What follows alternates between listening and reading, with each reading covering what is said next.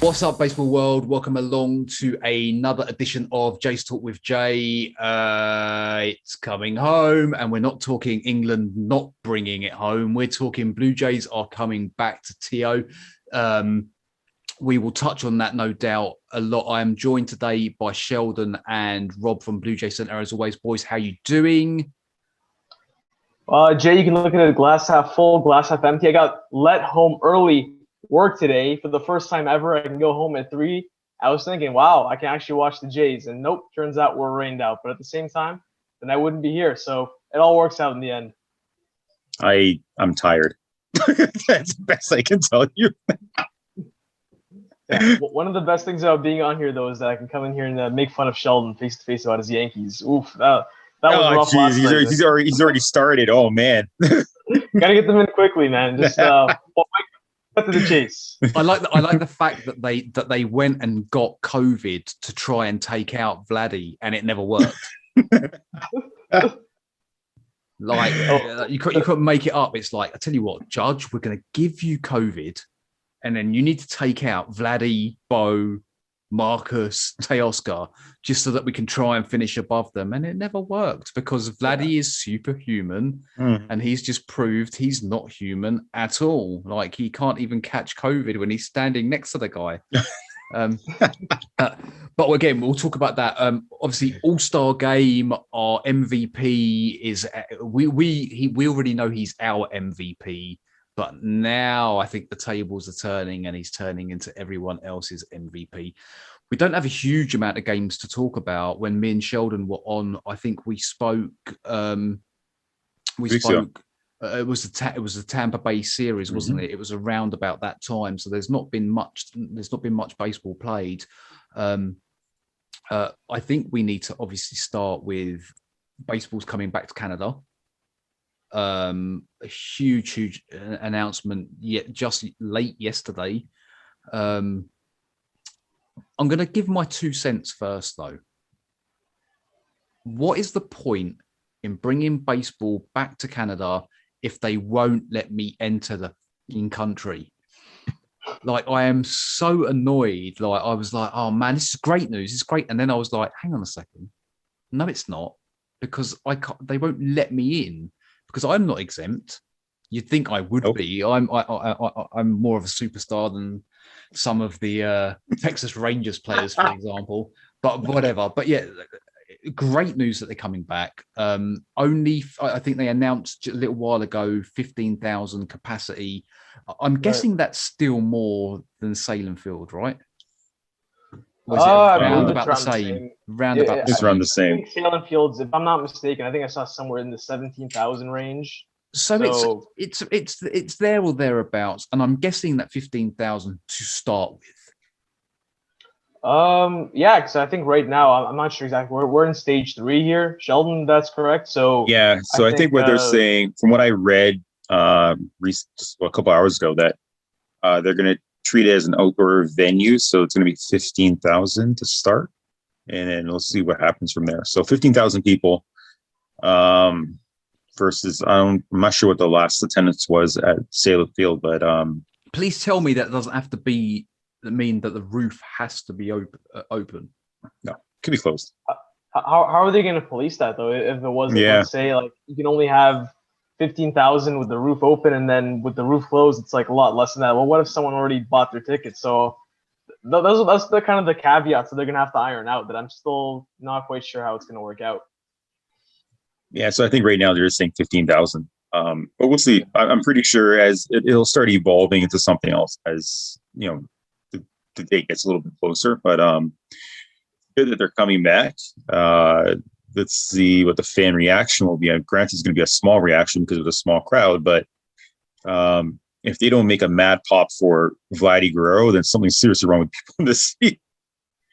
Just quick, before we go any further, I'm guessing that you're both glad that they're coming back to Toronto. I say going back to Toronto. Okay, so here's where it gets a little bit interesting. Okay, me, James, and Cole have been planning for a while now to go to a Jays series in Buffalo, and the only time where we found common ground was July 30th weekend against the Royals. That was the only time that it could be possible. But you can go to Rogers Centre now, right? Surely. Jay, I make minimum wage, man. Those tickets are going to be $600 a pop, man. In Buffalo, we looked it up. It was like $30 to sit in like the first level. So it's like, my hope was that I know I'm not going to be able to catch a Jays game this year, most likely. But it's at Rogers Centre. So my hope was, please just come back in August so I can hit up this series with the guys, and then I can watch the Jays back in Rogers Centre. Because honestly, from what we're hearing here locally, it's going to be, you're going to take a shoehorn to get into that stadium, at least at the start with ticket prices. And I'm not sure if we'll be able to pull the trigger on it. Okay, right. So, people, we are about to start a GoFundMe page for Rob to get Rob into the Rogers. Like, is it going to be that much? Like, because I did see one or two comments about ticket pricing. Are we talking about people buying tickets and then selling them on StubHub, that kind of thing, or or just generally it's going to be expensive? No, it's going to be really expensive, man. Like I heard today on the radio, the guys, I mean, obviously they're not going by any, I'm not sure how sourced in they are. They're going by predictions. They're predicting, I mean, at least lower bowl seats to be within the range of the high hundreds, maybe even I heard low $1,000 range thrown in there. It's kind of crazy. And I think yesterday I looked on this, I can't remember if it was Vivid Seats, if I'm not mistaken, or StubHub, or one of these secondary sites, and they said even in the 500 level prices at like $300-400. So I think one way or another, regardless of when the official pricing comes out, it's going to be very pricey, no doubt. And the funny thing is, if people see those prices, you're not getting 15,000 fans into that stadium. Not by a long shot. I think people are going to look. You don't think so? I don't know. The way things are, and the fact that here in Toronto, people are slowly starting to find work and going back because of the COVID restrictions and how things were. I think people might want to hold on to their money a little bit. If you can catch it on TV for free, then you might do that. Now, don't get me wrong. You may have corporations that will step in and buy the tickets, and that might kind of even things out. Because we see with the Leaf games, most of the Leaf games are all corporations anyway. Guys in suits. Yeah. Guys in suits. So that could end up happening this year. Like you were saying, this year, I think the tickets are going to be really expensive. And I think next year, I think you'll start seeing things settle down to what they were prior to COVID. But I see something crazy, go ahead. Is this just on the basis because it's 15,000 people? Is that why it's going to be so high? Or are they trying to recoup money that they've lost by not playing games at Rogers Centre? I think both of them play a big role in it, right? Don't forget, the Jays, they're a team that just in the last, 2 calendar years, they've dished out the 2 biggest contracts in franchise history. And in that time have made no gate revenue at all. So yeah, I don't blame Rogers and all these big corporations for wanting to get money, get some gate revenue, and especially, the scarcity factor that there's only 15,000 seats available. Basic economics. If the scarcity is high, then the price becomes a lot higher. So I think how both ways, like you mentioned, they play a factor in it. If it was, this is the first event, not just baseball, but I know that TFC played today, but I think the first major North American sports are the 4 that they've allowed tickets, people that can come and buy tickets in Toronto, in the Toronto area. So this is a big moment for them. The first time really since March 2020. Yeah. So it's been a while, and they definitely want to recoup some of that revenue, no doubt. So do we have to appeal to the Blue Jays now and say, look, this is Rob. He runs the biggest fan page on Instagram. Give him a bloody ticket. Give him a bloody ticket or 2. Sheldon needs a ticket because we've discussed this already. He's going to be my roving reporter at the stadium when we go and do Jays Talk with Jay live. The Jays need to sort this out. But all jokes aside, do you think that I need to approach them and say, look, sort my boys out? I think you should. You got power, man. Absolutely. I mean, you're the biggest. They're called the Blue Jays. I'm called Jay. There's some common ground there already. I would have just said that you have the entire country of England behind you. Yeah, so, don't mess with. Look, we made it come home. And you guys are pretty angry that you lost the Euro Cup, so you got to take it on someone. We smashed the shit up. Did you see it? Like, I don't want to talk too much. It's a sore subject with me. Adam, as in Kevin Biggio the Great, has been giving it to me. Now I've got a feeling he may well be slightly Italian. However, so wait. Adam's actually talking. What via text? I don't see his mouth moved, but he did try and wind me up slightly, and I said if he carried on, I would have to block him. I think, if I'm not mistaken, Steve's Italian as well, or at least part Italian. So he hasn't said anything. I'm not sure if he's. No, he's been in low key, unless I missed something. If he's maybe he's not that much. I guess maybe his I guess maybe his roots just aren't as deep. Obviously, I can tell Jay, you had a lot of stakes in it. I can tell just from your stories. Like, but I am passionate about my sport. I don't know what gives that away, but I'm very, very passionate about my sport. Football and baseball are probably aligned. When the Jays lose, I'm not a happy bunny. So you can imagine what happened. First final in 55 years. We get to the final. We go 1-0 up. Like, the game's done. As far as I'm concerned, let's smash them. We can take this 2-3-0. Game's over by halftime. It didn't go that way. They equalise, goes to extra time, goes to penalties. We fall at the last hurdle. Look, it was good effort. I've got over it like it was last week, right? So I've had a whole week to digest what's happened and read the reports and the stories and stuff like that. So I'm kind of cool. But yeah, at the time, I wasn't impressed. I'll tell you what, though, you got to give it, though, at least to, the poor kid that missed that last penalty kick and then he got hated on. You talk about a lot how in baseball or, sports here in North America, how the whole country's watching you. Well, this situation, literally the whole world is watching you. Not just like everyone was watching the Euro Cup, regardless of where you are. So for that to happen at such a young age and that big of a stage, you can't help but feel bad, regardless of, what affiliation you have to whatever team. So I hope everyone in England is giving that kid a little bit of an easier time than what I've seen early. He gained something like 1.2 million followers on Instagram in a week. Cool. That's gotta be tough. Your claim to fame is off probably like a terrible mistake like that. Like, geez. I know that he's overall, quite well known in in England. He's quite well known. He had a really good season with his team, which is Arsenal. So he's quite well known, but like he's a kid. Yeah, he's my age. He's younger than me. He's 19. Yeah, he's 19 years old. Like, it's gonna happen. Talking about young phenoms, I'm not saying that Saka is a phenom. Like, maybe his time will come at some point. Vladimir Guerrero. Like, we talk about Vladdy a hell of a lot on this podcast. I think we have good reason to do that. But what he did the other day, he not only made people take notice of him, but I think he made people take notice that the Jays actually mean business, because it wasn't like obviously he hit the home run, but before that we had Simeon with the RBI, we had Teoscar with his double.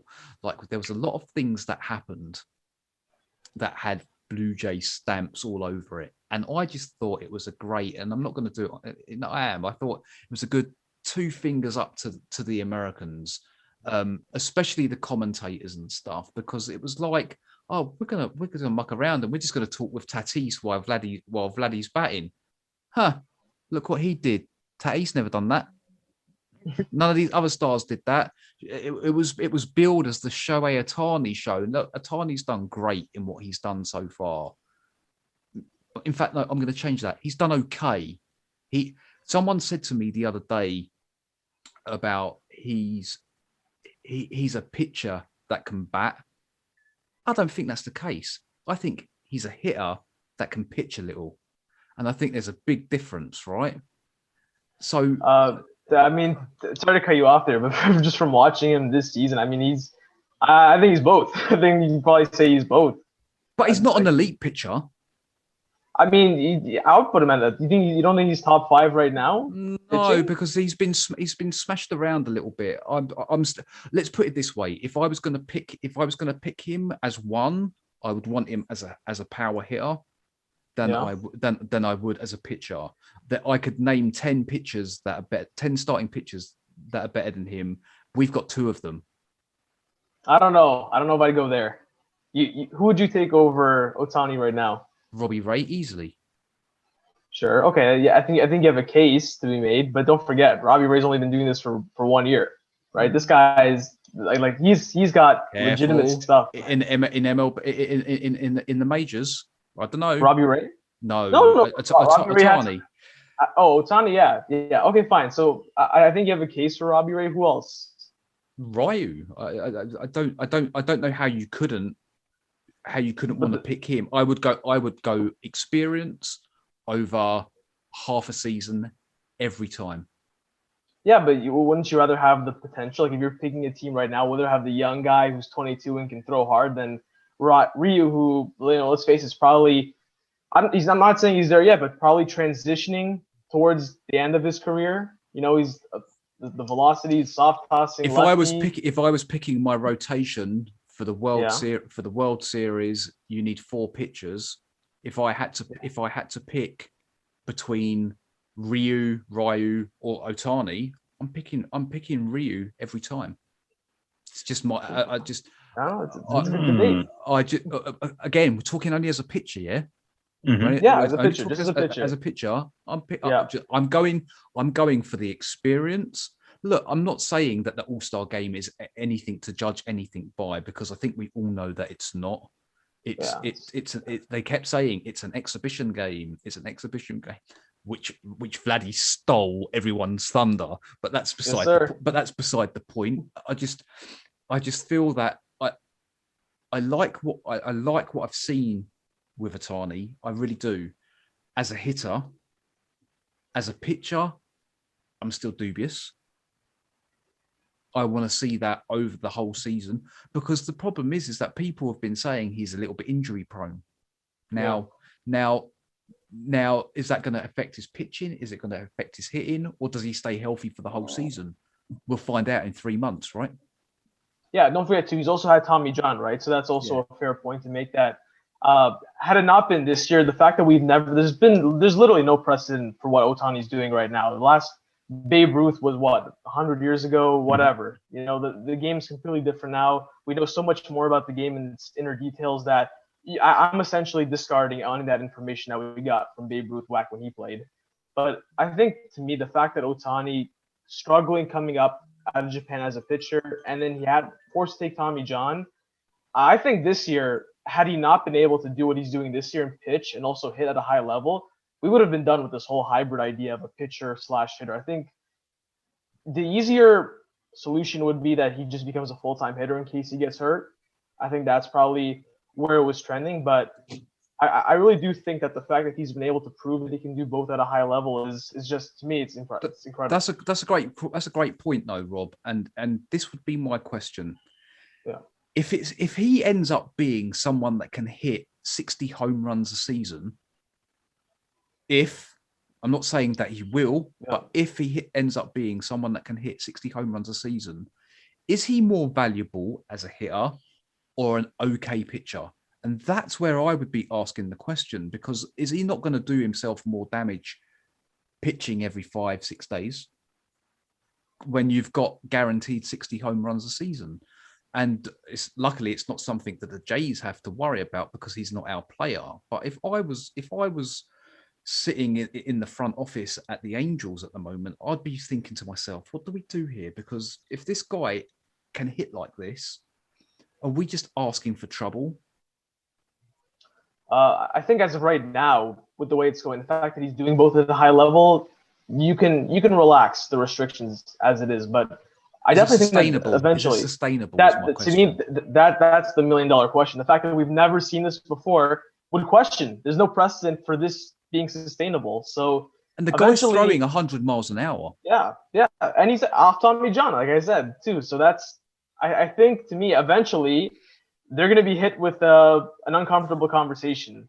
And obviously, there's way worse problems to have, and we have this superstar who's elite at both things. We just don't know which one he should pursue. But I do feel like eventually they're going to be forced to, I don't want to say pick one side or the other, but they're going to have a serious conversation whether what his future is going to look like, either as a pitcher or as a hitter. I don't remember who it was. We had a pitcher. Sorry, who became a hitter? No, we had a position player had to come in. This was a few years ago. That had to come in. He pitched and ended up blowing his arm out because he pitched that day. It was Goins, right? Yeah, right. That's it. Ryan Goins. Yes. Ryan Goins, yeah. And isn't that just enough to show warning signs? Like, I don't know what kind of speed Babe Ruth was throwing the ball at back in them days, but something tells me it wasn't 100 miles an hour. No. And I look at this guy, he's an athlete. You look at him and you think, wow, this guy is just lean. He's just, something has to give. I hope it doesn't, but I don't see him being a two-way player for very long. I can't see it. I mean, it depends how the Angels are using him. Right now, they're using him as part of a 6-man rotation. So that kind of helps him a little bit recover and get some rest in. And of course, he's DHing, so he's not playing the field. So his body is getting a little bit more rest than, say, a pitcher or another hitter. And he's not really worried about fielding. So he's got that going for him. He's got Joe Madden going for him, because I think Joe Madden is going to do everything he can to protect Mike Trout and Shohei Ohtani.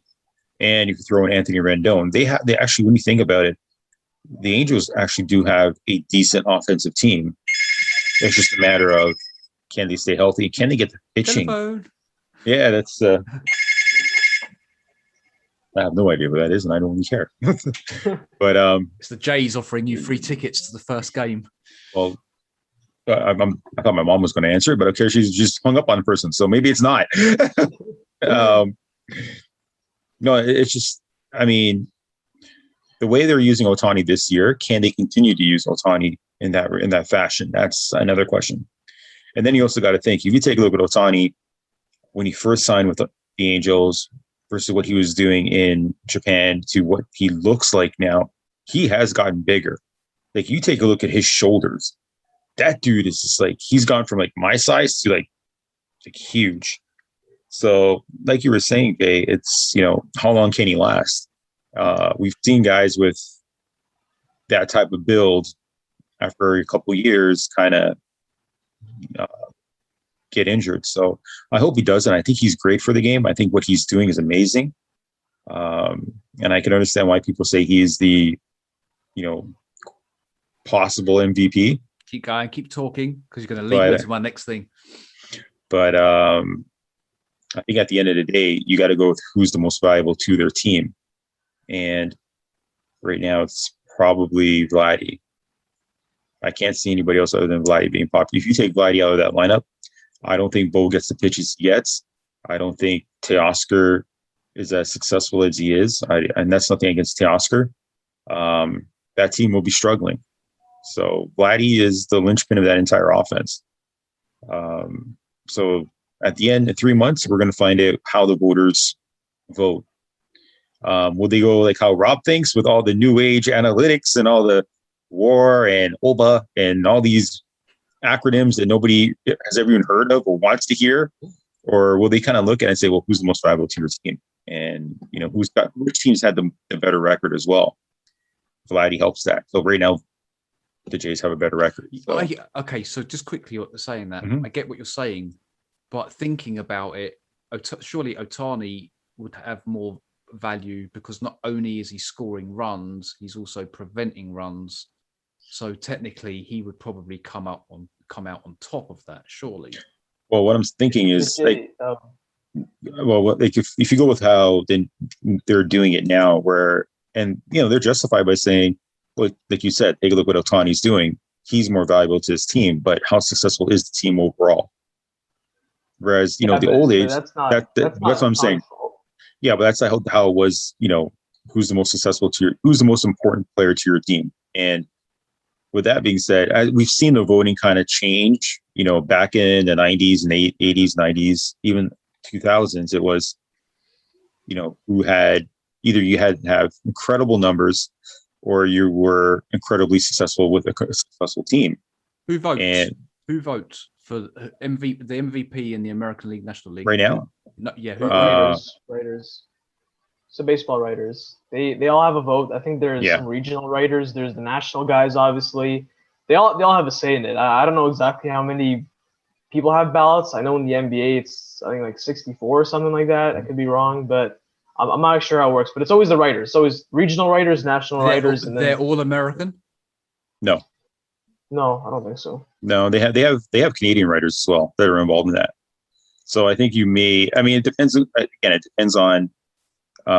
If you have like the old school writers, you may actually vote for Vladdy because the team is more successful at this time. If voting started now, if the voting was now, the season ended now, they may actually go with Vladdy just because the team is slightly more successful than the Angels. But then you also have new voters coming in or new writers, guys who are probably as young as Rob or maybe just a tad older who kind of see the game a little bit differently, and they'll say, well, no, let's look at Ohtani and what he's been doing. So it's going to be interesting to see. Whatever player stays the hottest is the one who's going to win it. Do we think that Vladdy made a statement of intent last night? Yep. I think Vladdy wanted to put people on notice that he's done it this week, hasn't he? This week he's basically gone out. He's gone to the All-Star game and basically said, not only am I going to win this game, but I'm going to come away with it with the MVP. And then first game back, he goes and hits 2 homers. That second one is still flying. Here's my take, guys. Shohei Ohtani's going to win MVP. If he's healthy, the award is his. Baseball writers, they can't wait to just grave that name into the award for him. He's going to win it. And there's really no argument against it. Because you look at all the numbers, the fact that he's an elite hitter, but also pitching as well. To me, as much as I love Vladdy, there's really no argument based on the criteria. But that's where my issue comes into play. My issue is how this award, the criteria is going to have to change for a guy like Ohtani, because you look at the fact that he's a pitcher and a hitter, the level of excellence becomes so much lower for him than for everyone else. Because if he's even a league average, slightly above league average pitcher and a slightly above league average player, the accumulated WAR that you're going to put up is going to be way higher than any other guy who just hits. So it's just going to become unfair, basically, because if you're going to go by the criteria that we're going by now, he's just going to win MVP for the next half decade. But didn't they make a special dispensation for him at the All-Star game? They changed. I'm not sure. They did. They changed the rule. I read this. They changed the rule to make it that he could bat and pitch. Yeah. There was also 2 separate votings for him to be a pitcher and a hitter.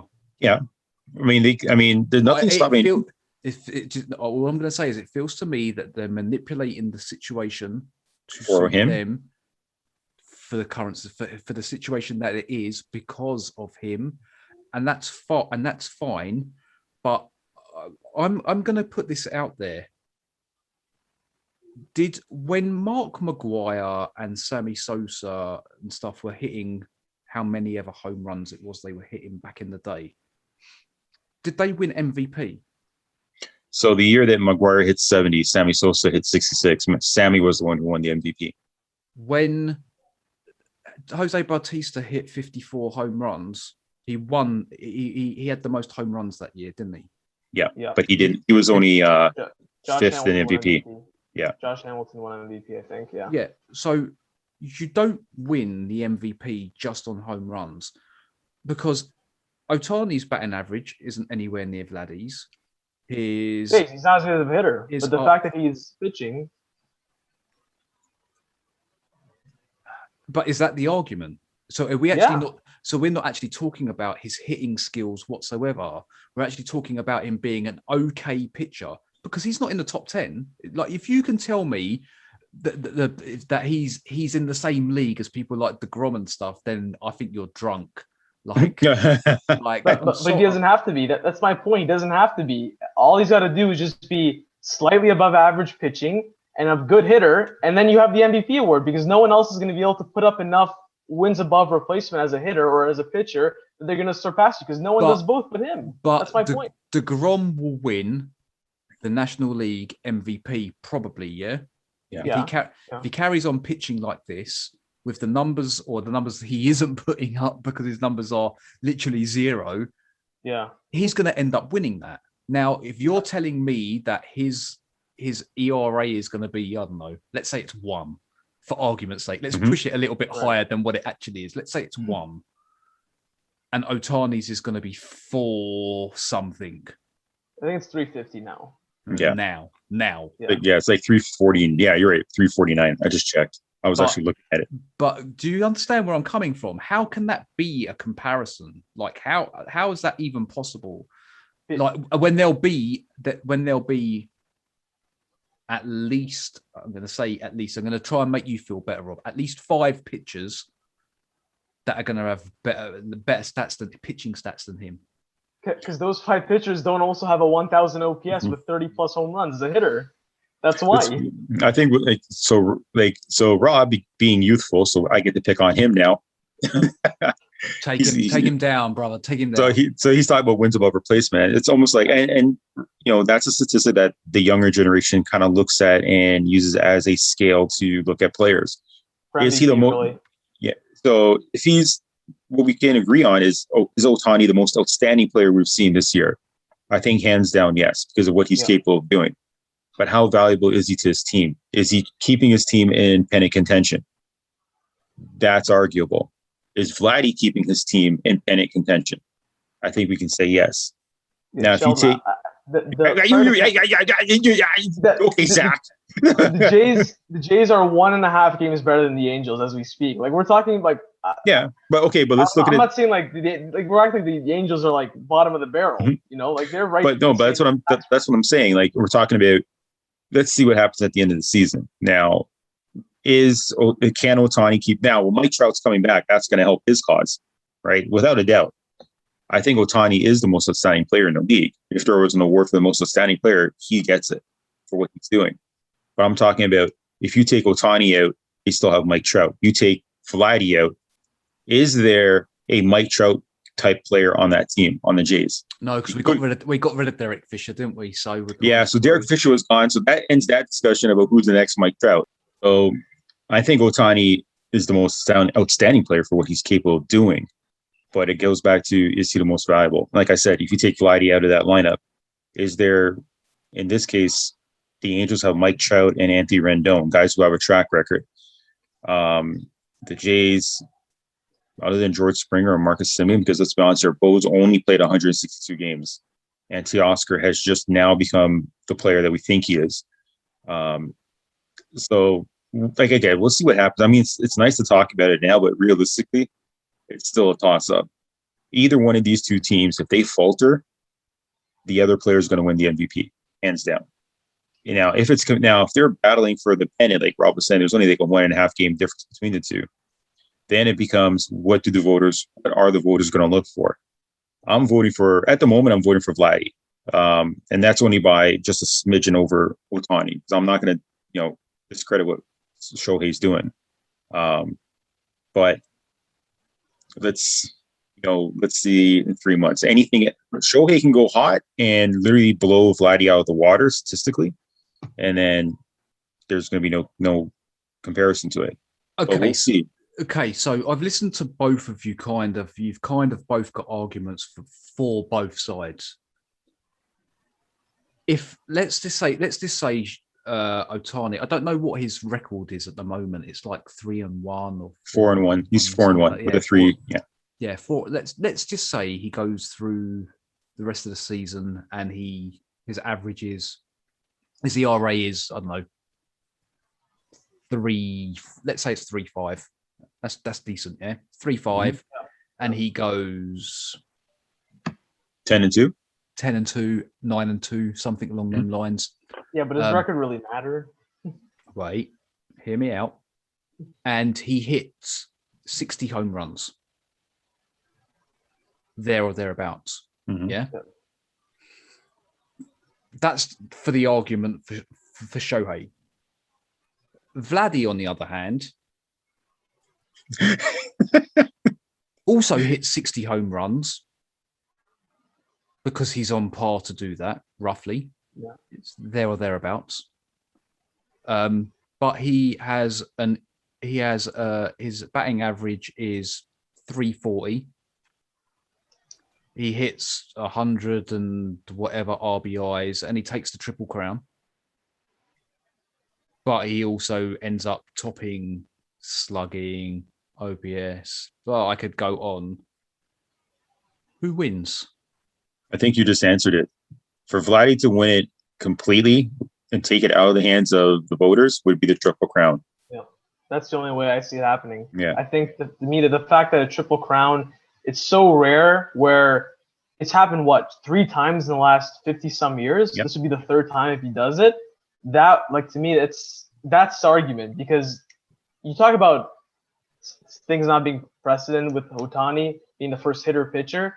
That is special, hitting a Triple Crown. But I think, unfortunately, that's the only way I see it happening, because as the rules stand as it is, like, as much as the batting average is great and all, that's not really a stat that a lot of voters care about in 2021 baseball anyway. And the fact that offensively, Vladdy's a better hitter. I don't think anyone's arguing that Vladdy's a better hitter than Ohtani this season.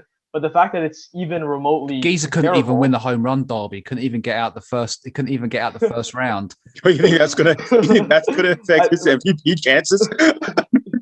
I said the fact that it's even like they're even comparable, and Ohtani's a pitcher, it's hard not to give it to him. Which is why I think the greater conversation is we need to change the rules. It's unfair that a pitcher can win MVP, but a hitter can't win a Cy Young. You know what I mean? Obviously, a hitter can't win Cy Young because they don't pitch, but the fact that you're allowing pitchers to win MVP is why that this whole thing is a conversation. Create the Shohei. Is that what you're saying? Yeah. Well, create an outstanding player award. Like, have it named after someone like Willie Mays or Hank Aaron or somebody like Joe DiMaggio. Or the MVP has to be best hitter. It should, from now on, it should be changed to whoever the best hitter is, best offensive, best position player. How about that? We'll switch it over to position player. And then the Cy Young is the best pitcher. That way we avoid confusion. When we talk about MVP, we're only factoring in the offensive numbers for Ohtani. And then when it comes to the Cy Young, then we factor in his pitching numbers. Because otherwise, if you're combining the two awards, then there's just no way he doesn't win. But he wouldn't win. But he wouldn't win the Cy Young, though, would he? He wouldn't. He wouldn't win the Cy Young. He wouldn't. But the fact is, none of the other MVP runners for hitters, like the position players, none of them pitch. So the accumulated WAR that he puts up is so much higher than everyone. The level of excellence is lower for him. It's easier for him to win MVP than it is for anyone else. So he could be like war hero. Yeah, if you want to call him that. War hero wins MVPs, man. No, I think to Rob's point, he is kind of hitting it on the head. The MVP should be for a position player. Cy Young should be for a pitcher, but they should really institute an outstanding player of the year, and that will be Shohei Ohtani, because they don't have one. But then, he gets penalized then, doesn't he? Because so I mean that part is unfair to him, to Shohei, that he's putting up a season that no one has seen in, like you said, almost a century, and he can conceivably not win anything because of it. Especially if Vladdy gets hot and does what he does. So I think they should have an outstanding player award for the AL and an outstanding player award for the NL. And that player does not have to be part of a winning team. It's the guy who puts up the best numbers or does something incredibly amazing. That's the award that he can go for. Was Miguel Cabrera, when he won the Triple Crown, was he an actual MVP? No, there was other players who had probably better numbers. Yeah, Mike Trout. Mike Trout, if there was an outstanding player of the year, he would probably have won it hands down the last 4, 5, 6 years. Maybe if you throw in Mookie Betts, he might have taken 1 or 2 away from him. But it's they got to do something when it comes. Now we have special talents coming, and I think recently there's Hunter Green, I think his name is, from Cincinnati, or one of the teams that he can actually pitch and hit as well. So he's another prospect that they have in somewhere in the minor league system. I can't remember which team it is. I can't remember exactly his name. And then you're going to start seeing teams look for these hybrid players who can do both. And they're going to keep them as both. So Shohei, he's got to get something. I'm not totally against him for winning the MVP, but if he doesn't get it, the kid deserves like an outstanding player of the year award or something. Something to recognize his talents. Honestly, we'll give him the Manfred. Oh dear God, I don't think he would want that either, man. He'd probably take it and throw it somewhere. Rob's like, no. That's crazy. Yeah, it's got to be something. If you can have 7-inning doubleheaders and a dude at second base in extra innings, it doesn't take much to create an award. So gonna move on slightly, only because we've talked about this quite a bit. Just for the record, Vladdy's my MVP. Shohei comes a poor man second. Just saying. Okay. It's conceivable that they both could be co-MVP winners. Yeah, and it has happened. That would make more sense. But again, we're only talking about as it stands now. A lot can happen between now and the end of the season. So we will have this debate in September. I would have thought. Let's do it. Just quickly sticking to very similar lines. Home run derby. Pete Alonso. Great show, kind of. It was like, I'm not being funny. Vladdy would have annihilated all of them, I think. But he did it where it mattered and actually played in the game. Yes, sir. Pete Alonso is not the best power hitter in the game at all, is he? I think that he said that, and it made me laugh. He's a great home run derby hitter. Yeah, like it's like I'm sure that I could probably hit a few home runs with people throwing it to me when it's not coming at 100 miles an hour, and my only aim is to hit it as far as I possibly can. I look at the home run derby as the baseball's equivalent to the slam dunk contest. That's how I look at it. Yeah, it's for me the fact that Vladdy wasn't in it, and is like Vince Carter not being in the slam dunk contest. That's basically what. Tatis wasn't in it either. I just like, for me, I thought it was a very watered down non-event. I mean, Juan Soto was in there. I think if Ronald Acuna was healthy, if he didn't, demolish his own knee on a play that, I looked at it and I'm like, damn, man, I feel sorry for that kid. He might have been in the home run derby. That would have been a show because Ronald Acuna can hit them. Well, I told you what my idea was, right? For the home run derby, they really missed a trick, didn't they? They could have had all of the juniors and their dads out there, and made a big spectacle of it, and actually made it enjoyable. I just didn't find it enjoyable at all. And then, like, his comments after about I'm the elite power hitter, it's like, you're not. No, you're not, dude. You're only in it because loads of people turned around and said they don't want to participate this year. Could you imagine And how about too his batting practice? This batting practice pitcher, he was just like lobbing them in there. Those are some high quality meatballs, man. I mean, you look at some of the other guys. I feel like in a way the home run derby, it depends more on the actual batting practice pitcher. Who's throwing the ball? On the power hitter. So it's kind of crazy how that is an aspect that doesn't really get talked about. To me, like, my overall take with the home run derby is like it's a classic. It's very enjoyable. I think of it as potential versus the actual output. And I'm gonna lie, like, the show was good. I think all the players were there. Like, they made it entertaining. But the fact that you go from Vladdy, Tatis, Acuna to, I don't know, Pete Alonso, Trey Mancini. The Trey Mancini story, the Mancini story is interesting because of what he went through. So I was actually he was like my dark horse. And he made it. But I mean, you take out, like you said, Vladdy, Fernando. I mean, you had Juan Soto. It's a lot of also rans, isn't it? I think he really was scratching for. Yeah, and Juan Soto is not I wouldn't put Juan Soto's power in that level of Fernando Tatis and Vladdy Guerrero, but he did well. He tried, he did. But Juan Soto is more of a more well-rounded player, he's kind of like a Vladdy-esque like type of player when he's on. We saw it last year, the numbers he posted up. Like he's more of a slapper than a power hitter. Yeah, like he's not going to hit. I don't think we'll ever see Juan Soto hitting 45 home runs, but if you take a look at his season last year, his OPS was well over 1,000. Yeah. And he had good power numbers with his OPS too. So can you guys explain something to me as well? So originally, the All-Star game team that won ended up with home field advantage in the World Series. That's not the case anymore, right? No. So first of all, do you think that it should go back to that? And second of all, how do they decide who has home field advantage in the World Series?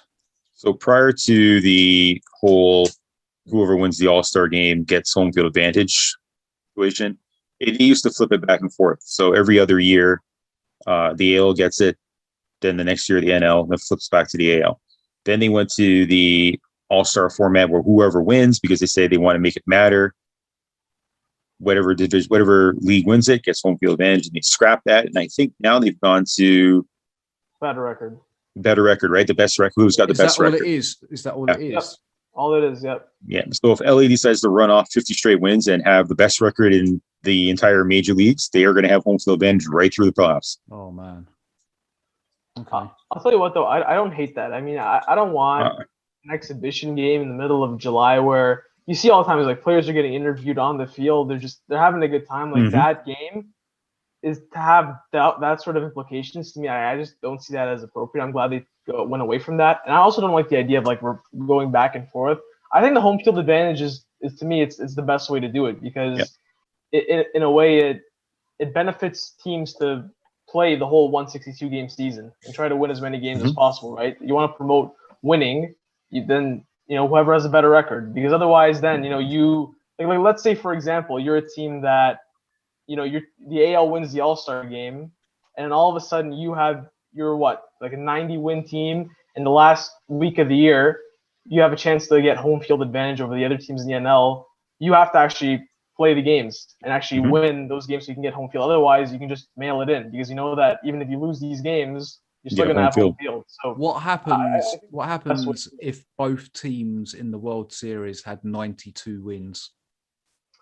Oh, that's a good question. I think there's some other tiebreakers that they go to, like maybe if they played head-to-head, interleague play. I think, they have it all set up, a bunch of tiebreakers that you go to. But that's a rare occurrence. I don't think it's ever happened before. The team with the most children from Major League Baseball players could be one.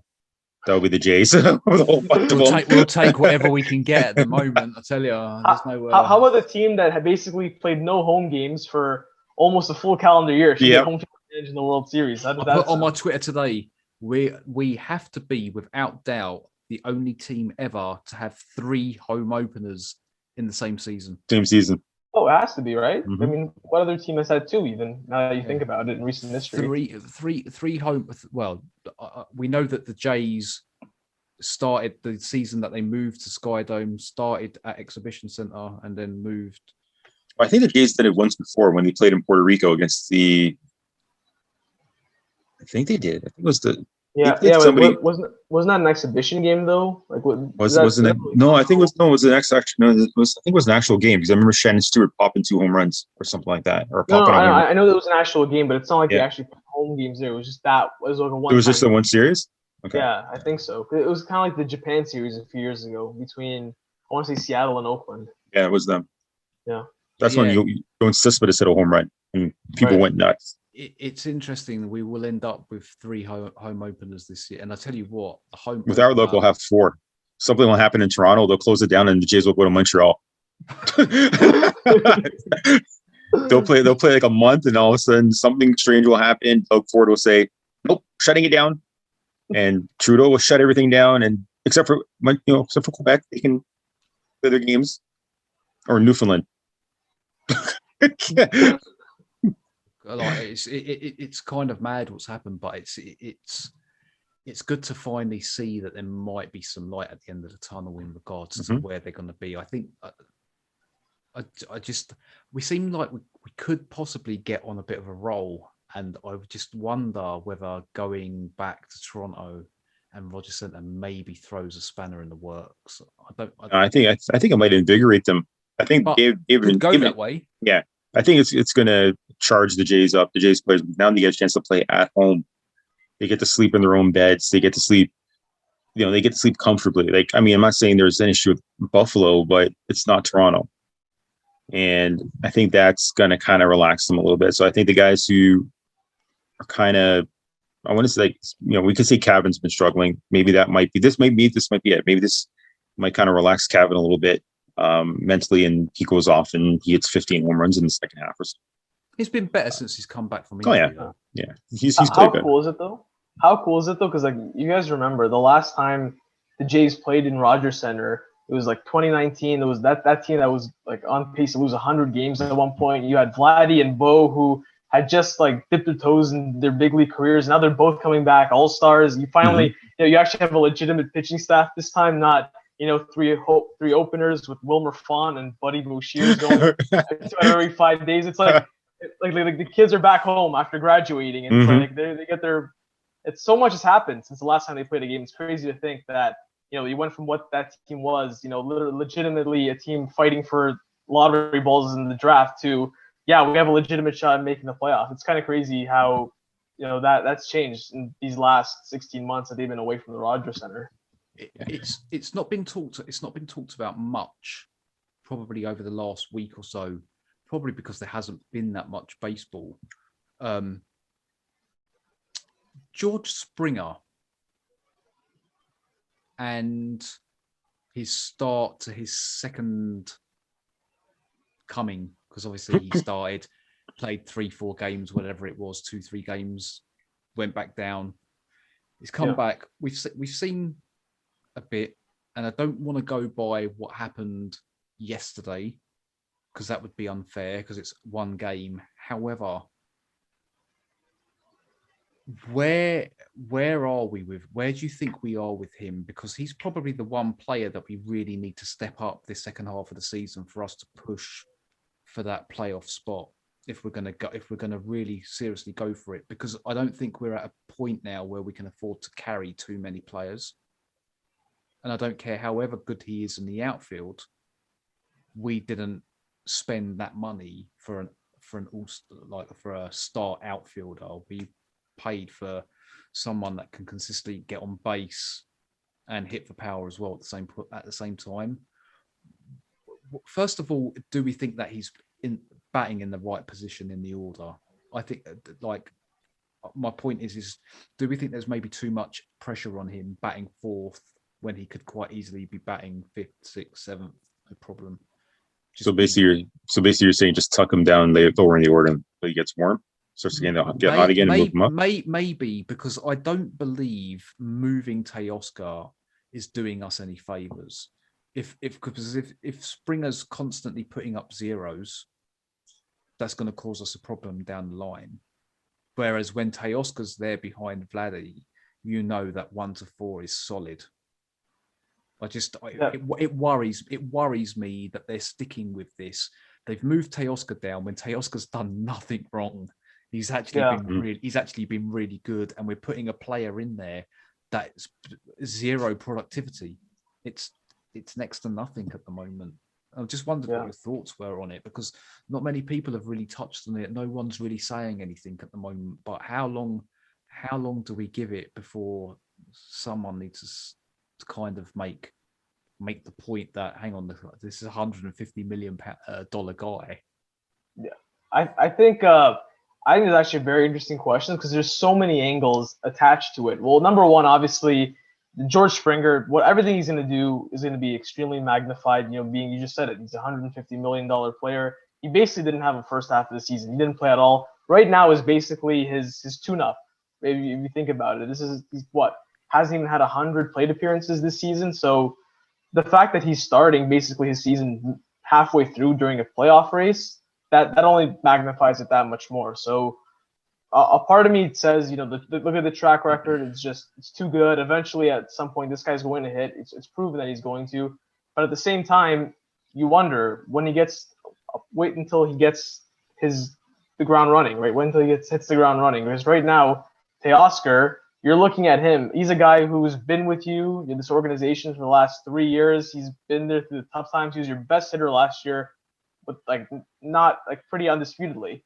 He was by far their best hitter. he was representing them in an All-Star game this year, and you're moving him back down in the order for a guy who really has done nothing for this organization up until this point, just because his paycheck is really high. To me, it's if I'm Teoscar, I don't know how I'm feeling about that. He's never said anything about it. He's handling it like a pro, so big ups to him for that. But at the same time, right now, I don't know if there's an argument that Springer should be hitting ahead of Teoscar in the order. And then you think back to, well, what's Springer's ideal role?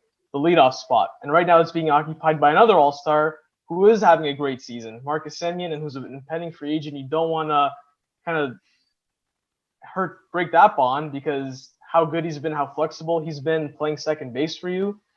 To me, this is a really tough question. It'll be a lot easier if Springer starts hitting and then questions kind of get answered for you. But I think right now, the fact that he hasn't started hitting yet and he's hitting right in the middle of your order, I think you have a bone to pick. And I think it's a really tough choice. All I can say is I'm glad I'm not making this choice because I don't know where I'm leaning. I have no idea.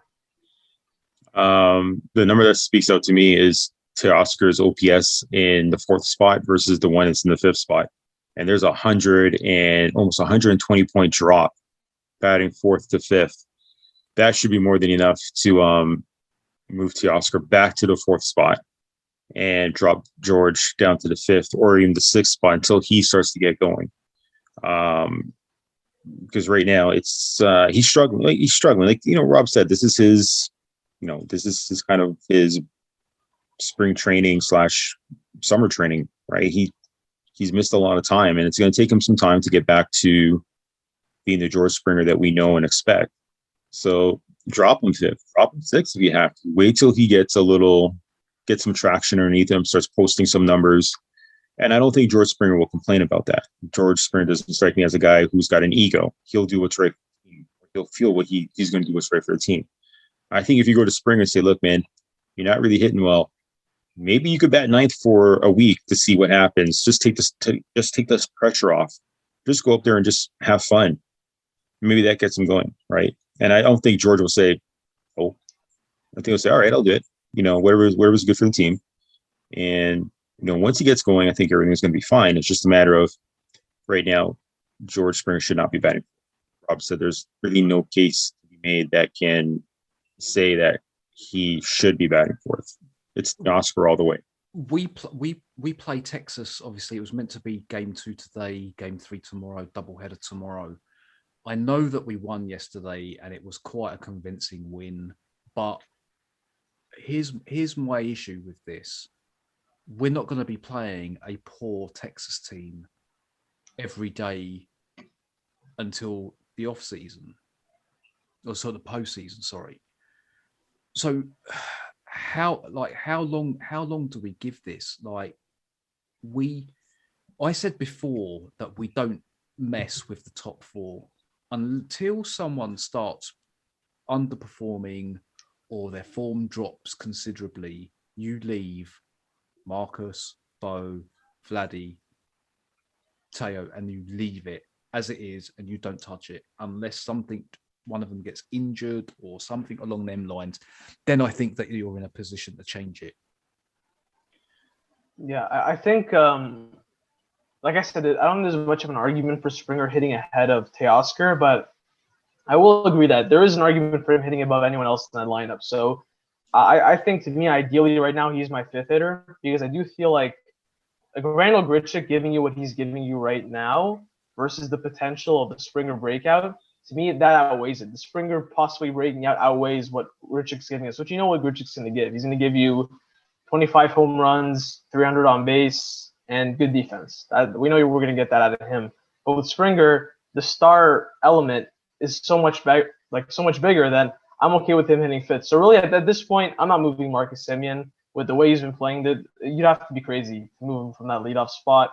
I think the only argument that there is right now is who's your 4 versus your 5 hitter between George Springer and Teoscar Hernandez. And obviously, they feel as though the star potential of Springer breaking out outweighs the production that Teoscar is giving them right now. I see that a little bit differently, but I think that's a debate right now. Your 4 and your 5 hitter, because I don't think anyone else in that lineup is moving up or down. I almost agree with Rob. Almost. Almost getting there. Almost. The night is Randall, still young. Randall's got some good numbers out of the 5th spot. So if someone actually said, well, why don't we just drop George to 6 and not mess with Vladdy, Teoscar, and Randall, I can see their point. But I also can see Rob's point that, there's the potential of George Springer. But right now he's scuffling a little bit. Like I said, I probably put him 6th. And then as he starts to get hot, then you kind of move him up the order.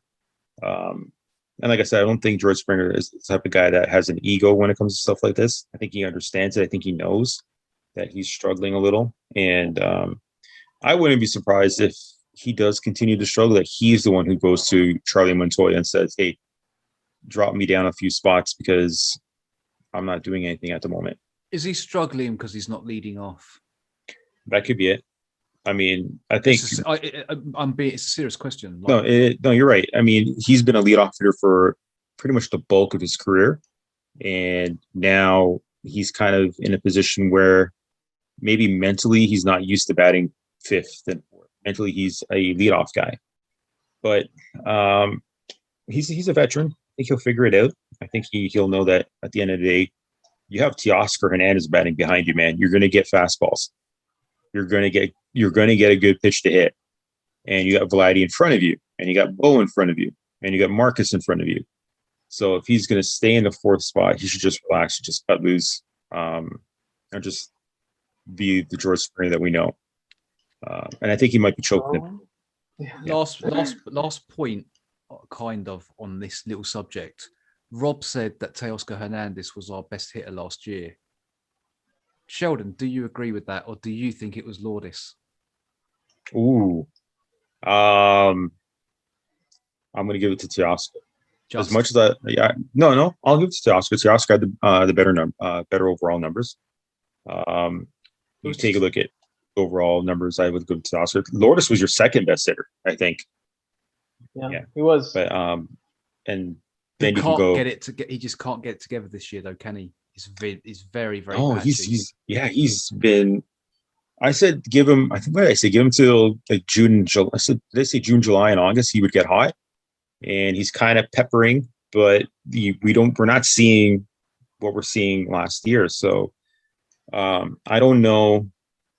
I mean, I'm kind of looking at him when I get a chance to catch the games after my games, and he looks a little bulkier. Like he looked a little bigger than he was the couple of years before. So I don't know if maybe he gained too much muscle, because that can hinder you. You have too much muscle, and he doesn't have that flexibility. Because if you take a look at a lot of his hits recently has been kind of center and to right center, whereas those pitches from last year and the year before, he was turning on them. So it might just be he might be a little too muscle bound. Maybe that's what it is. Maybe he can't see, because we've seen him in the outfield and he looks kind of odd with his odd routes to fly balls. That could be it too. Maybe it could be a sight. Maybe he's upset he's not batting 3rd. I don't know. I don't think Lourdes is the type of guy who would be upset with that. But batting 3rd in a lineup versus batting, where is he, 7th now? 7th and 8th. Yeah, it's different, because you don't have a Vladdy and a Teoscar behind you. You got Danny Jansen. Do you think? Okay, so the reason I asked it, I'll try and keep this short. Do you think that all this? No, we never do. But do you think that all of this swapping, changing, interchanging that we've been doing, because it's the first time we've really done this in a while, where this player has a day off this day, this, and then the next day, there's not a lot. The consistency seems to be broken to what I'm used to seeing from the Jays team, and it's been more evident this year with the whole. And now that we've got this extra outfielder that we're trying to put square pegs into round holes kind of scenario, do you think that that's kind of maybe having an effect on them, where whereas normally your 1 to 9 would be your 1 to 9, and maybe every now and then you'd give the older person a day off, or it used to be Bautista, didn't it? Bautista used to get a day off because when he towards the end because he was a bit older and they wanted to save his arm. Do you think that with all this like following the folder, I don't want to like start looking at Rob when I say it, but do you think that that's playing a factor into like people like Lourdes, maybe even Springer to a certain extent, where it's like, well, actually you're playing today, you're not playing today, you're going to DH today. I think they bought into it. I think they bought into it prior to spring training because I remember reading and hearing that Charlie Montoya had talked to the players saying that this year was going to be a little bit different. They were going to be trying to be a little more versatile in terms of, maybe Lourdes will not be playing left field all the time. He's playing first base occasionally. Teoscar will have to move from right to left. George Springer has played center and right in Houston, so this is nothing new to him. Randall can pretty much play all three outfield positions, and he could hold his own. It probably affected a couple of them. Like Cavan, we can see. Lourdes possibly. Forget Cavan because poor Cavan. That's Adam's boy, man. How can you forget? We'll talk about him in a minute, but okay. but I'm talking like the outfield because that seems to be where we have. Obviously, with George, he's not really putting up numbers anywhere near what we know that he can do, and the same as Lourdes as well. And I just feel that like rather than play one game, or you might feel like your swinging's coming today, you're not playing. That maybe give them a run of games, like maybe 6-7 games on the bounce, where right, your centre field, your left field, let's try and make some momentum rather than Lourdes had. I think it was a week 10 days ago. He had a good game. I think he had 2 hits, and then he never played the next game. Here's what I got to say about that. I think you can say that the lack of consistency plays a role in it, but at the same time, Lourdes Gurriel is your 4th best outfielder right now, and when you're the 4th best outfielder, you're not gonna have a set position. But make him DH. But then make him the DH, and that's your job. Go out there and get hitting. Well, yeah, I think ideally, but don't forget, you also have Vladdy, who they like to give him a day off his speed every now and then. The kid doesn't need a day off. Well, he's DHing tonight. I agree, but at the same time, maybe you can argue that the fact that he's been able to be so fresh and his conditioning has been so good is because he hasn't had to play every day. They give him the occasional DH day, and with Springer, with him coming back off the injury, day game after night game, you want to give him a day off as well. So I think the reason for all this is not necessarily the fact that the consistency hasn't been great. It's just that Lourdes, he just hasn't been good enough where he's earned a staple in the lineup every single day in the season. Because you look at the guys who have been hitting, Marcus Semien, Bo Bichette, even Randall Grichuk, when he was playing well, they all play in the same position every single game. It's the same. It's just that Lourdes just hasn't been hitting as well as we've seen him in the past. And I think that's why his role has been kind of up and down, because you can't afford to have a guy who's struggling hitting that high in the order as opposed to someone who has been performing well. If Lourdes was hitting, if you had it last season and the second half of the season before, and you put those 2 seasons together, everyday left fielder. He would be exactly. He would be the everyday left fielder. There would be no question, and it would be a difficult question and a difficult answer for Charlie Montoya to search for if that was the Lourdes that we were getting at the moment. Because if you tie in what Teoscar's doing, what Lourdes was doing, Randall when he was hot, and Randall's cooled off, but he's still getting RBIs. Like, we take a look at his RBI count. It's pretty massive for a guy who's got a sub 3 on base percentage, right? So, and then George Springer, obviously. So it's one of those things where, as Rob said, Lourdes is the 4th best outfielder on that team, and he's going to get his at bats, but it's not going to be, a consistent run of at bats. He's going to be sitting down, or he might be playing first base occasionally. They give Vladdy that day off, because tonight I think he is playing. Well, he was playing first base today, but they canceled it, so they postponed it. Yeah. Right. Okay. So all this talk too. Sorry to cut you off, Jay. No, you go. Yeah. We talk about how it's affecting, but at the end of the day, when you look at the overall team, they're still 3rd in the league in runs, elite offensive numbers. So to me, the main takeaway is that whatever they're doing, it's working. Clearly, they're scoring runs at a pace that very few teams have been able to match this whole season. So, if that means some guys being shuffled, some guys being out of the rhythm, whatever it takes, for the most part of it, the results are good. The results speak for themselves, that whatever they're doing has been successful. That was going to lead me to my next point, though, when you brought up Kevin Biggio. So I'll ask this quickly, and then we'll have to come out and go back in. But so Kevin and Lourdes, I still think that they're quite valuable members of the team. Sure. Yeah. I have plumped for Espinal to be the everyday third baseman, and I don't think he's done anything wrong. Yeah. Do we think, like, even if the front office don't go ahead and pull a big trade, do we think that we're still capable to mount a successful playoff contention run with the team that we have now? I'm not talking pitching staff. I'm talking about the defense. Our 9 players on the field, so to speak, or 8 players on the field, so to speak. Do we think that that's enough to get us to the playoffs with what we've got now? Yes, but it wouldn't hurt to make an addition. That's my point. I feel like they don't need to make an addition. Like, if they roll with what they have, that's enough. Offensively, they have enough to be a playoff team. There's no doubt about that. So it leads me to my question. I'm going to ask this question, and then we're going to have to come out and go in. I'll ask the question, and then you'll have time to think about it. So if you think that we have enough, but it's good to add, who do we lose? We're coming back, right? We're coming back for this. Someone's going. I'm going to have a drink while you guys before we come back. So I asked you the question. So you think that we have a team that can compete, but if we can get extra help, then that's great. But that would mean someone has to go. Because so who goes? Like who is the player? Like, I only have 3 names. But 2 of them I don't think go down very well. Biggio. One of them's Kevin, one of them's Lourdes. Now I'm pretty sure that we spoke about this before in regards to if Lourdes was to go, it would be a big wrench from the likes of Vladdy, Bo, Teo. I think that they're all so tight and they're all so close.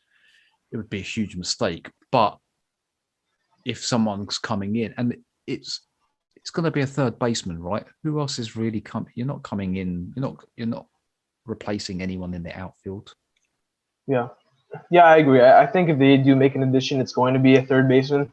I don't see the Nelson Cruz thing happening at all. I think that's smoke and mirrors. I think that's that's not going to happen. As from everything I heard, I think there's closer to a 0% chance than there is to a non-0% chance, if that makes sense. But I do think that a third baseman will come in. And the easy answer is Biggio, man, because you look at a third baseman, if someone is coming in, and I don't think they're going to trade Biggio necessarily. I don't know who would come in necessarily. Is it Kyle Seager? I heard Adam Frazier. That's probably a pipe dream at this point. I don't think they're giving up any significant assets for him, especially considering how controllable he is. So I think, if anything, it's just going to be a marginal upgrade over Biggio. I don't expect any star hitter to walk in that door come July 31st. Like, to me, I've resigned myself to thinking that you only go after a third baseman / left side of the infield once all the other holes are filled out. Once you fill out, bring in a starter, bring in some quality relievers.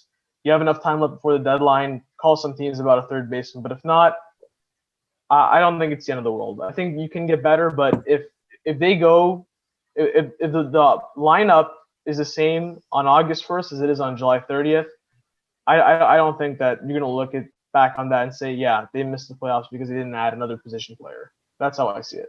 Who did we give up to get Villar last year? Griffin Conine. Griffin Conine. The guy in low A, or I think he's in high A now.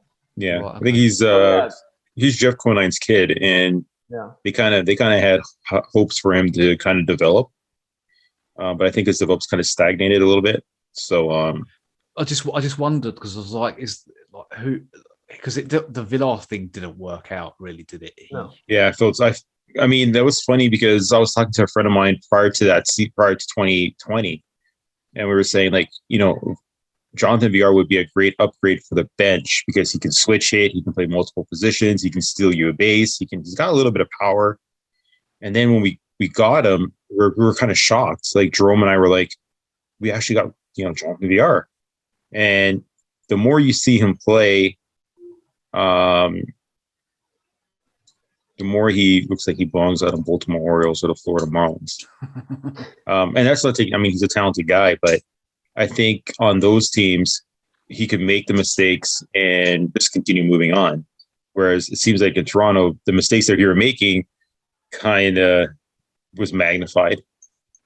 But he's doing well with the Mets right now. So everyone's doing well with the Mets if they Kevin VR, Stroman, VR. I mean, it's like Toronto Blue Jays 2.0 over there with what they got. He just got DFA'd the other day. Yeah, that's true. Billy McKinney got DFA'd.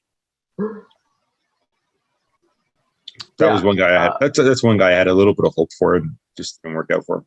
I think the VR point is a good one. Like don't forget, as unpleasant as the VR experience was, in theory, he was a guy who was supposed to help this team. Like his style of player is kind of what I think Jay should be looking at this come around the deadline. Hopefully, it works out a little better. And don't forget too, like Jonathan VR, for all we know, he was a Blue Jay for a month, right? So it's hard to really, pick too much about it. The sample size was so small. But I think if you can get a guy like that, not having to give up any significant asset for it, and then him being an upgrade over Biggio, I'm taking that.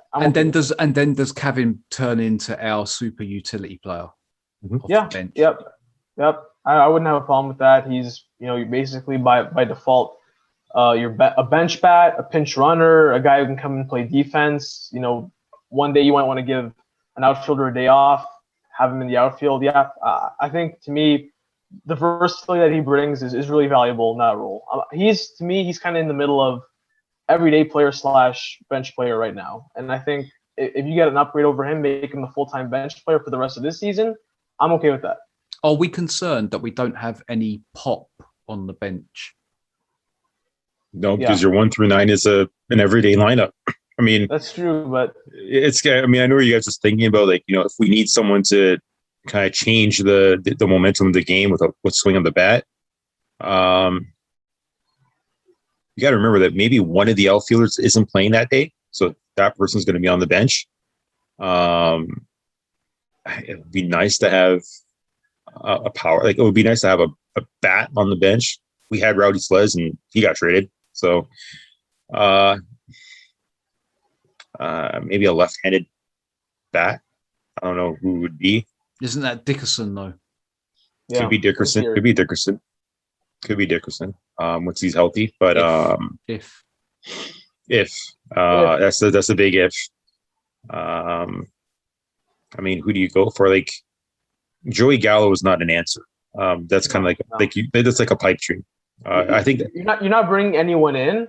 That's that big. Play the infield. Who can't play the infield? It's that simple. You're not getting up any assets for an outfielder. I think the Joey Gallo, the Nelson Cruz rumors were just smoking mirrors. Yeah, I think it was just somebody spreading it to get more capital back from whoever they end up trading those two players to.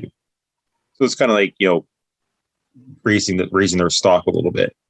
I'm trying to think of anyone off the top of my head that can kind of fill in a power bet on the bench, and Seager. Kyle Seager will be an interesting bat, but does he help out defensively? Is he better than what you have defensively? I think that's what we're kind of looking at a little bit. It's kind of 50-50. And we're kind of assuming that it's still a platoon with Kevin and Espinal, right? And temporarily, yeah. And like I say, Espinal for me, I think he's been good. I don't see anything bad from him. He's been hitting. All right, he doesn't hit for any power whatsoever, not really. But doesn't need to. But he gets on base. Defensively, he's very good. Yeah. So unless it's someone that's better than him, you don't do it, right? I think with Santiago Espinal, he could end up being, and this is really putting it out there. Earlier in the season, I thought that Espinal kind of reminded me of Orlando Cabrera, the former Expo player, who was a fantastic shortstop and a very, very good hitter. But the more and more, pardon me? He was on Cleveland too, right? Yeah, he played for Cleveland. He played for the Angels. The more and more I see Espinal, I think he's more athletic. I kind of look at him like David Fletcher of the LA Angels, a guy who can play all the infield positions. And I think you can throw him in the outfield, and I think he'll be okay with that. I think he's got the athleticism to play the outfield. He could end up being our David Fletcher. David Fletcher doesn't hit for power. He doesn't steal a lot of bases, but that kid can hit. He hits 290. He's got an on base about 350, 360. That's great to have at the bottom of the lineup. But here's the thing too, is that there are two things you mentioned. David Fletcher plays outfield for the Angels, but he also hits righties. I mean, have we seen Espinal? That's what we got to get to. You think you trust Espinal against a hard throwing righty? Because I've seen, to me, I feel like he's good against a favorable soft tossing lefty matchup, but I don't know if I really want him against those hard throwing righties, especially because you're seeing them so often in this division. Yeah, that's I think that would be the thing. Everyone's kind of high on Espinal. I'm high on Espinal, but me too. I like him. I think I mentioned it before. I'd like to see him play against lefties and then slowly play against some righties if he's continuing to hit well, and then let's just see what he does against a Garrett Cole or the top echelon right-handed throwers. But at the same time, man, that kid, there's that tantalizing aspect of him because he's played so well to this point. We'll go with what Jay said. Give him a run for 5 or 6 games, no matter if it's right or lefty, just to see where he's at. Can the Jays afford to do it? In terms of where they are in the standings, I don't. It's their decision. As of right now, who better to be playing though than teams like Texas? Who've we got after Texas? Boston. Yeah. So you're basically chasing down Boston. So yeah, maybe run Santiago Espinal against the Rangers. See what he does. My other question would be: are we lacking a left-handed bat? I mean, you look at the lineup. Who's the best lefty you really have? Kevin Biggio. That's about it. I think you have a legitimate case to me that you don't have a legitimate everyday lefty hitter. I think that is a concern. If you are to poke holes in this offense at all, I think they put a lot of eggs in that Rowdy Tellez basket this offseason. And they were really hoping that he would end up being at least a playable left-handed bat. But he just wasn't that at all. It wasn't that at all this season. So the fact that now he kind of done us a favor, really, because it would have just been another position, another place in the 26-man roster taken up that we would have had to drop somebody that's in there at the moment, and everyone apart from Springer is contributing. But there's also levels to contribution. If Rowdy Tellez had a 2020 season last year, that's a ceiling raiser. As much as you want to say guys like Biggio and Espinal are contributors, if Rowdy Tellez was 2020, Rowdy Tellez, that guy is just so much of a better hitter than any of these guys where he's worthy of a roster spot just by how good of a hitter he is. So I think that's where the point comes in. I'm going to throw 2 names at you guys, and I just want to get your opinion on it. Now, Casey's fallen way back. Yeah, they're last now. Yeah, and so they got 2 names there. I don't see them moving them unless they get knocked over, but Carlos Santana and Andrew Benintendi. Now, we were linked with Benintendi before, weren't we? Not that I know. Another outfielder, though. Where's he going to play? Let's say, that's the thing. Before he went to KC. Yeah. So if it's Benintendi, and maybe it could be Benintendi and something for Gurriel, would that be a move that the Jays would make, or would that be a move you guys would make? He gives you a left-handed bat, speedy left-handed bat. Very good glove in left field, so I don't think you have to worry much about the defense. And he's a bit of a scrappy player. He's a guy that will... He's always been a thorn in our side when we've played against him. He's pretty much a thorn. The thing about Benintendi is he got too conscious of trying to hit home runs, and the last few seasons he kind of went down. Now this year he's kind of gone back up a little bit, particularly with slugging. Slugging's 440, so that's nothing to be sneezing about. and he's hitting 278. So he's got some of that potential back. Santana, just from an offensive standpoint, you could probably plug him at DH and give him first base when Vladdy wants to get a breather. But there's another left-handed bat that you can probably plug in. But then it goes back to what, the main question: what are you prepared to give up to get if those two guys were available? And that's the question, right? Like you just, there's so many players out there that you could say, yeah, this would look good in our lineup. This guy would look good in our starting staff, but it's what the other team wants. I wouldn't say no to Benintendi. I honestly would not say no to him. Here's the thing, though. Benintendi's younger and better than Gurriel. So why would the Royals make that trade? Well, the Royals may want to get something. Maybe it might be Benintendi and something like a starter. Now, do the Royals have a great starter? No, but they may have something serviceable they can plug into either into a rotation or maybe as a long reliever.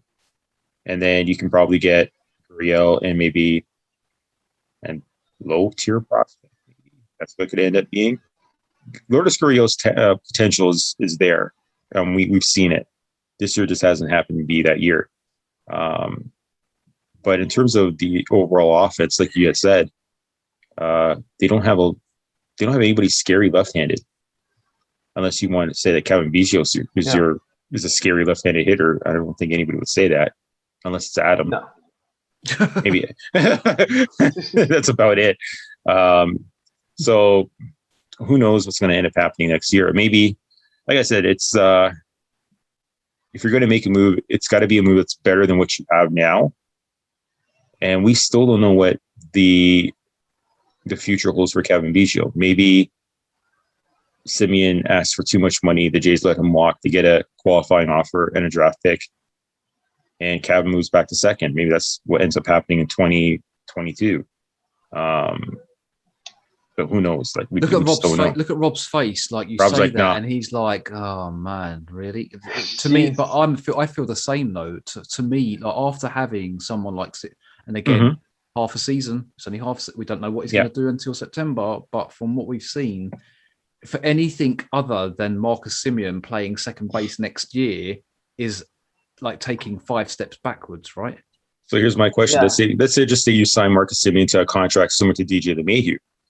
We got that. It was 6 years and $90 million. Yeah. Okay, let's just say it's 4 years and $70 million or something. And he puts up the numbers that DJ LeMahieu's posting up. Now that contract doesn't look too good. Now I'm not saying Marcus is going to tank. I'm not saying Marcus is going to tank. I'm not saying he's going to do that. But I think he knows very well this is just a pillow contract.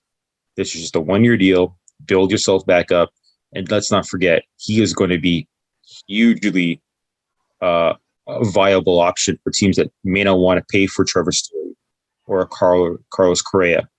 He can still play shortstop.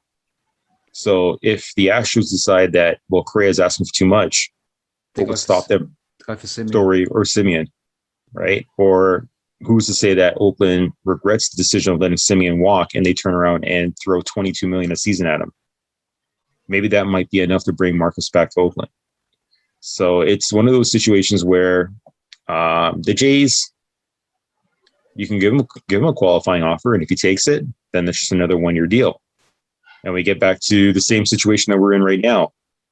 If he refuses it, and there's a pretty good chance he's going to, then you get the draft pick. Yeah, but you have to think about it. We offer him, let's just say we were to offer him something stupid like a 1-year, $30 million deal. No, that's not going to happen. But just let's say we did that. Mm-hmm. Someone's coming in and offering him 3 years, 4 years at 70, 80, 90 million, right? Or it's going to, you can probably, I guarantee you the way the Yankees are performing this year, and we're going to get to the Yankees. They need a shortstop. 2 hours in, and look, we're finally talking about the Yankees. Look at that. But what a coincidence, right, Jay, that it's taken this long. Yeah, I know, eh? Waited for me to fall asleep a little bit, and then boom, Yankees. But it's true. The Yankees need a shortstop. Now, whether it be Trevor Story, Carlos Correa, if they think they're too expensive, why not Marcus Semien? Not only that, they would likely go for someone like Semien because they know that he's at a rival team in the division. It would make sense for them to steal not saying that we've got a chance. I still don't think we have a chance of re-signing. I think that Marcus's value has literally gone like this in the space. Yeah. Marcus has pretty much 95% outpriced him outside of Toronto. Yeah.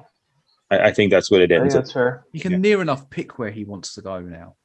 Yeah. Yeah. And I think he's going to be back. Wes, go ahead, Rob.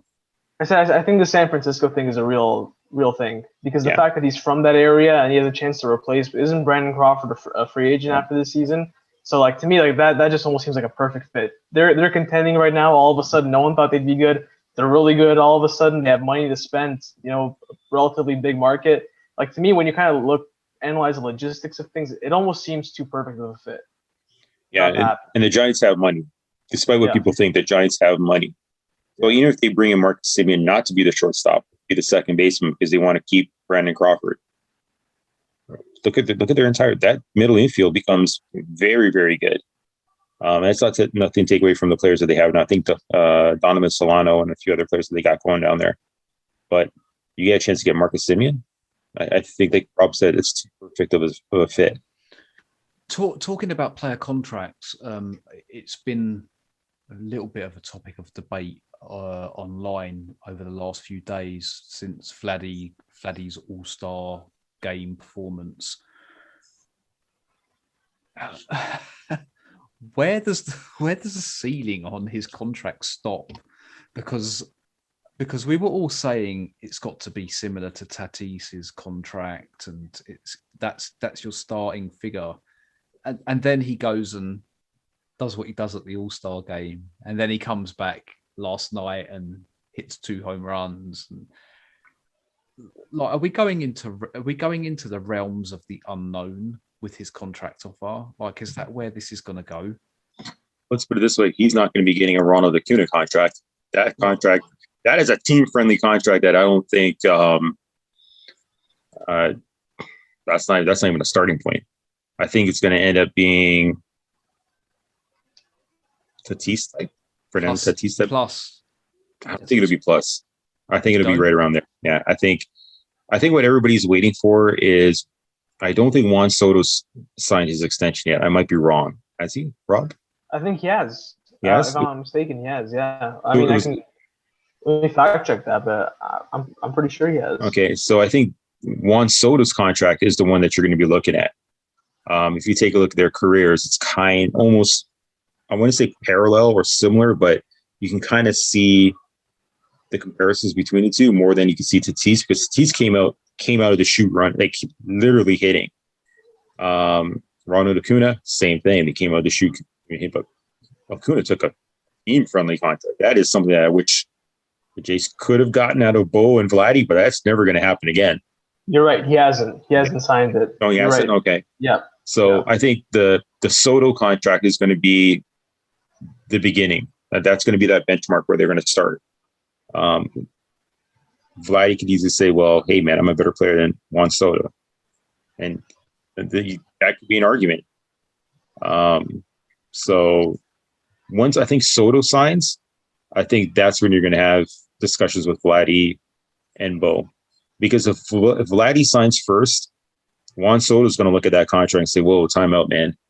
I won a World Series, and my 2020 season was comparable to his 2021 season. Look at just the raw numbers. And my career has been slightly better. So for Washington's sake, they better hope that Toronto signs Vladdy first. For Toronto's sake, they better sign Vladdy first before Juan Soto's contract. Now, I'm not saying it's going to be Mike Trout like type, but it's going to be big. It's going to be really big. Hell, man, why don't we just trade for Juan Soto? I don't know. I honestly have no idea, because you're looking at it right now.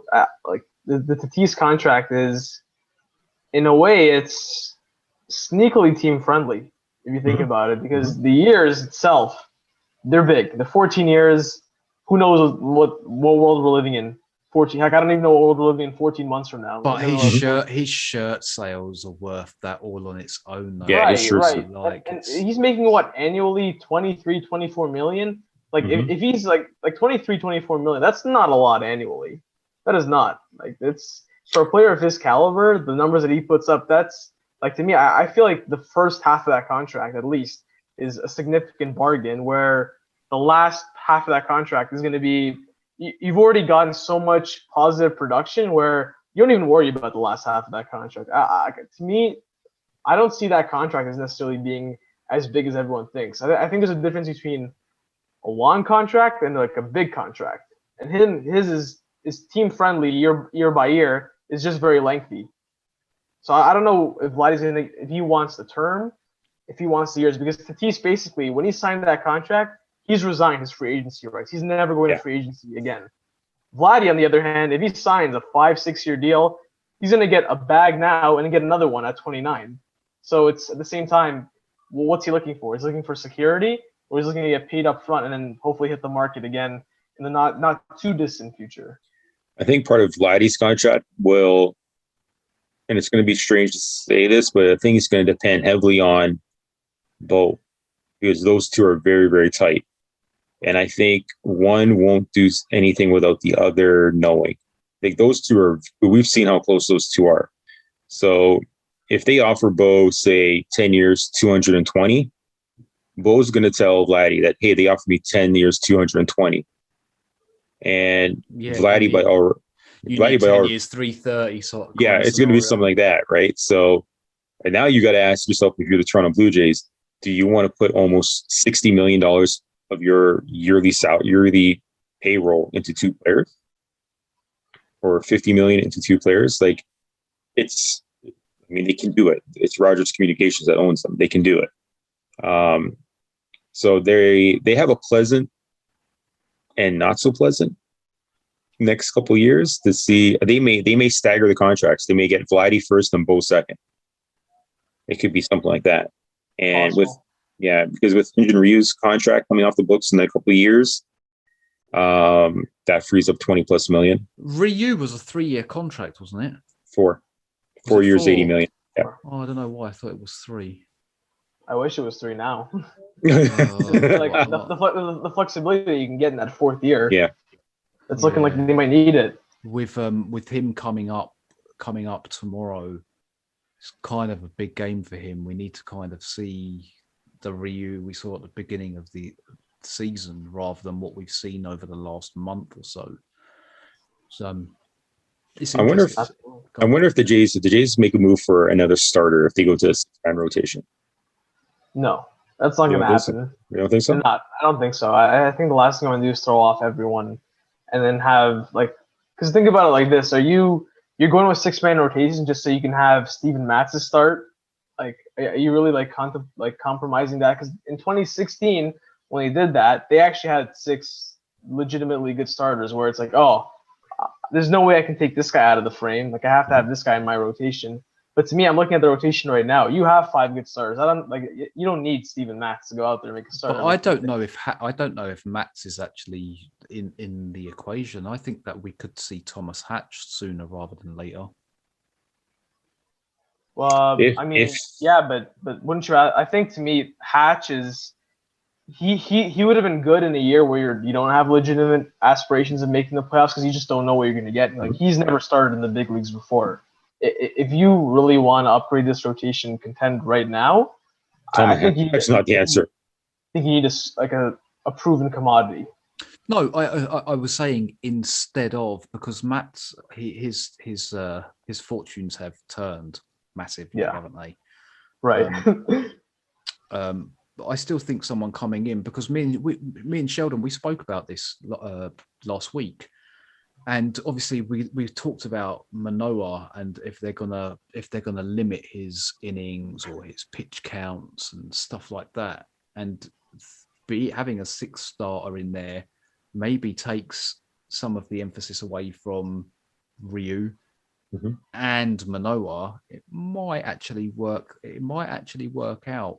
Maybe you're actually going 3 pitchers and another 3 pitchers, and they're intertwining while these 3 are still sticking to their routine. I don't know. I'm just thinking out loud, but it's something that I would probably look at. I would definitely. Let's put it this way: it's working for Shohei Ohtani. Yeah, exactly. And it's working for a couple of the other starters there. So it's an option. I'm not saying that they're going to do it. I'm not saying that they should do it. It's just that, you may have to try and think outside the box a little bit. And, let's put it this way. If Tampa wants to roll 7 starting pitchers, there's going to be a team next year or the year after that's going to copy that exact formula if they think it's going to work. But it's, I can see the 6. If you're trying to, we say you're trying to keep Alek Manoah from, reaching a certain limit and trying to keep Hyun-Jin Ryu healthy for the playoffs. But that 6th starter, whoever you get, I agree with Rob. We do have 5 very good starters right now that are rolling.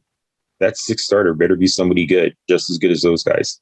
I don't think it's Thomas Hatch. As much as I love Thomas Hatch, I don't think it's him. No, I meant Hatch as instead of Matt. Matt? Oh, okay. And then someone else coming in. If it's it's not going to be Lance Lynn because he just signed a contract, so scratch him off. Oh God, he's going to go Jose Barrios, isn't he? Of course he is. He is. So if it's Jose Barrios, and you go with a 6-man starting staff, you're going to have to sell it on, him saying, Jose, we'd like to keep you long term. This 6-man rotation is just a short-term idea. Next year, we're going to a 5-man rotation. You're going to be one of the guys.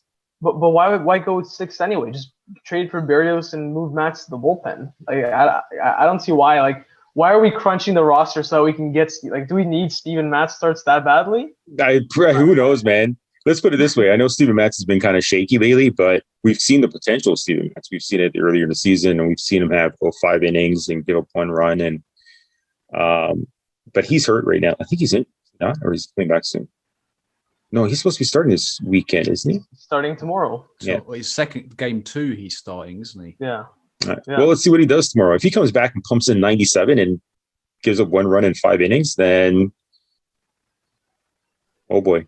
It's interesting actually because we're talking pitchers and we're going to keep it short because I'm going to go to bed. But you're going to go sleep now. Saturday. Interesting to see. Robbie Ray started yesterday. I think it goes without saying he's now our ace. Yes. Yeah. No one else really said anything. I didn't see anything online. No one really made a big deal about the fact that he went. Ryu was going today. Obviously, it was cancelled. He's their best pitcher right now. I think it's pretty open and shut. Robbie Ray should have been an all-star. Yes, absolutely. I've been saying that. I've been saying that for the past few months. Robbie Ray should be an all-star. Robbie Ray's putting up all-star numbers. He was replaced by that really well-known pitcher that's doing really well. What's his name? Ohtani. There you go. That's why he didn't. No, he was replaced. It was Aroldis Chapman of all people that got onto the All-Star team. Or how about that guy in Detroit too? That lefty on Detroit who pitched in the All-Star game, whose numbers were mediocre. Because they have nobody in Detroit. They have to have somebody. Yeah, which is why it's terrible. It's you look at their resumes and it's Gregory Soto. That's his name. Yeah, I was going to say Gregory Soto. He's an All-Star in 2020 and Robbie Ray isn't. 2021 and Robbie Ray isn't. It's ridiculous sometimes. When you Chapman should not. Honestly, Chapman should not have been on the team. No, Aroldis Chapman should not. That should have gone to Robbie Ray. Yeah, no, I feel like the fact that that there's already 4 Blue Jays there, they didn't want a 5th. Yeah, we spoke about that. We spoke about that as well. I think that's really what it came down to. And also at the same time too is I'm not gonna say that baseball they completely shut the Jays up. The Jays had 3 starters, so you can't say that. Oh well, look at this. They got the unfair treatment, whatever. But to me, if anything, I think Robbie Ray is more deserving of an All-Star than Teoscar was, in my opinion. So I do feel like they should have gotten 4 anyway, but the wrong 4 that's my point. Teoscar was a surprise. I didn't think he was gonna make it at the end. I don't think he would have gotten it if it wasn't for the fan vote. Yeah, I think, to be quite honest, Cedric Mullins should have been voted in because he's had a better season than Teoscar. He did. He started, but that's the Trout replacement, right? Yeah. So, but I think Mullins could have been voted in. He's having a great year. And everybody knows I love Teoscar, but I think he could have been elected on the team. Like, but I was kind of surprised he got voted in, man. And I think he went up by 5,000 votes. Yeah. So Robbie Ray should have been there, man. I feel sorry for that guy, but he should have been in there. For sure. Yeah. Quick fire. 2 games tomorrow, doubleheader. Can the Jays sweep? They need a sweep. They absolutely can. I mean, you look at just like by virtue of the pitching matchups. And I know baseball is a dangerous game if you're looking at matchups because, look, it's a small sample size sport. Anything can happen. There's a lot more variation in condensed samples. But overall, the Jays are the better team. They have the better pitching matchups. They play at home. So ideally, there's no reason to believe that they can't win 2 games unless something goes wrong. Yeah, I totally agree. I think they just should be able to pull off the sweep. Yeah, definitely. Guys, as always, massive thank you for joining me today. No, it was slightly impromptu, but I figured with the rain out game called off and doubleheaded tomorrow, it kind of made sense to do one today. As always, don't forget to catch these guys, Sheldon and Rob, over on Blue Jay Center. Don't forget Fan Take Friday on Friday will probably be a big one because it'll be like a week before the homecoming. And the trade deadline. The trade deadline as well. Yeah, so it's all happening in the next couple of weeks, that's for sure. But yeah, make sure you go over to Instagram, hit them up. Also, make sure you head over to YouTube, Spotify, Apple Music, wherever you consume your podcasts. And hopefully we'll see you again very, very soon for another edition of Jay's Talk with Jay.